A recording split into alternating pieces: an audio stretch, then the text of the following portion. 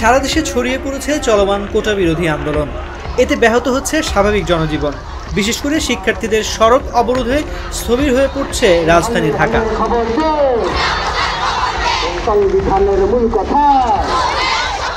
পাশাপাশি সর্বজনীন পেনশনের প্রত্যয় স্কিম নিয়ে আন্দোলন করছেন বিভিন্ন বিশ্ববিদ্যালয়ের শিক্ষকরা।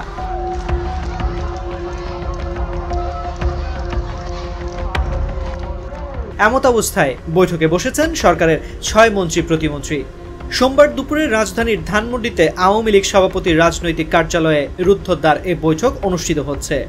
আওয়ামী লীগের সাধারণ সম্পাদক এবং সড়ক পরিবহন ও সেতুমন্ত্রী ওবায়দুল কাদের, আইনমন্ত্রী আনিসুল হক, শিক্ষামন্ত্রী মহিবুল হাসান চৌধুরী, শিক্ষা প্রতিমন্ত্রী শামসুন নাহার চাপা, প্রাথমিক ও গণশিক্ষা প্রতিমন্ত্রী রোমানা আলী এবং তথ্য প্রতিমন্ত্রী মোহাম্মদ আলী আরাফাত এ বৈঠকে অংশ নিয়েছেন।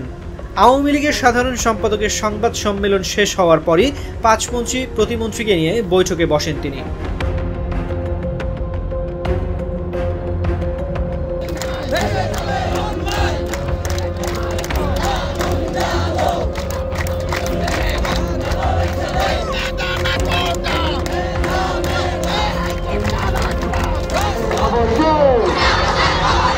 সংবিধানের মূল কথা,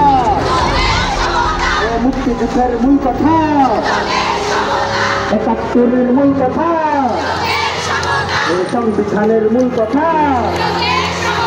সুযোগের সমতা, আমার সোনার বাংলা, ৭১-এর বাংলা।